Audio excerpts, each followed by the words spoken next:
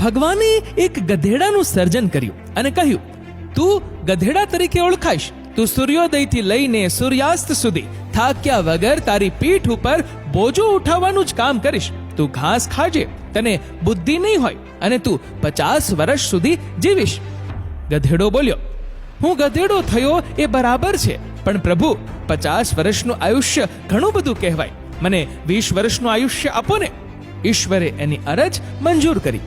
ભગવાને કૂતરાનું સર્જન કર્યું અને કહ્યું, તું કૂતરો કહેવાઈશ. તું મનુષ્યોના ઘરની ચોકીદારી કરીશ.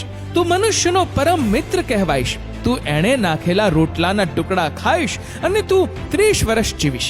કૂતરાએ કહ્યું, હે પ્રભુ, 30 વર્ષનું આયુષ્ય તો ઘણું કહેવાય. 15 વર્ષ રાખો ને. ભગવાને મંજૂર કર્યું. ભગવાને વાંદરો બનાવ્યો અને કહ્યું, તું વાંદરો કહેવાઈશ. તું એક ડાળીથી બીજી ડાળી પર જુદા જુદા કરતબ કરતો કૂદાકૂદ કરીશ અને સૌને મનોરંજન પૂરું પાડીશ. તું 20 વર્ષ જીવીશ. વાંદરો બોલ્યો, 20 વર્ષ તો ઘણા કહેવાય. પ્રભુ, 10 વર્ષ રાખો ને. ભગવાને મંજૂર કર્યું. છેલ્લે ભગવાને મનુષ્ય બનાવ્યો અને એને કહ્યું, તું મનુષ્ય છે. પૃથ્વી પર તું એકમાત્ર બુદ્ધિજીવી પ્રાણી હોઈશ. તું તારી અક્કલના ઉપયોગ વડે સર્વે પ્રાણીઓનો સ્વામી બનીશ. તું વિશ્વને તારા તાબામાં રાખીશ અને 20 વર્ષ જીવીશ.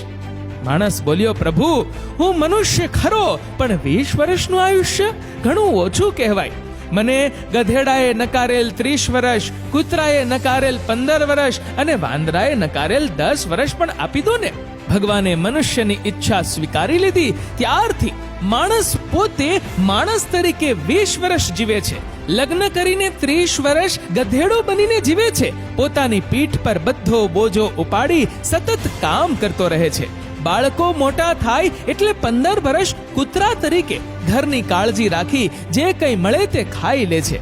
અંતે જ્યારે વૃદ્ધ થાય ત્યારે નિવૃત્ત થઈને વાંદરા તરીકે 10 વર્ષ સુધી એક પુત્રના ઘરથી બીજા પુત્રના ઘરે જઈને જુદા જુદા ખેલ કરીને પૌત્રો અને ભાણિયાઓને મનોરંજન પૂરું પાડે છે.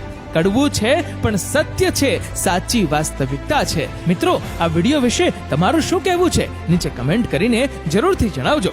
અને મિત્રો, જો વિડીયો ગમ્યો હોય તો વિડીયોને લાઈક કરજો, વધુમાં વધુ લોકો સાથે શેર કરજો અને આવા જ બીજા પ્રેરણાદાયી વિડીયોઝ જોવા માટે સબસ્ક્રાઇબ કરો અમારી ધ ગુજ્જુ મોટિવેશન નામની યુટ્યુબ ચેનલને અને ફેસબુક પર ફોલો કરો અમારા ધ ગુજ્જુ મોટિવેશન નામના પેજને. ધન્યવાદ.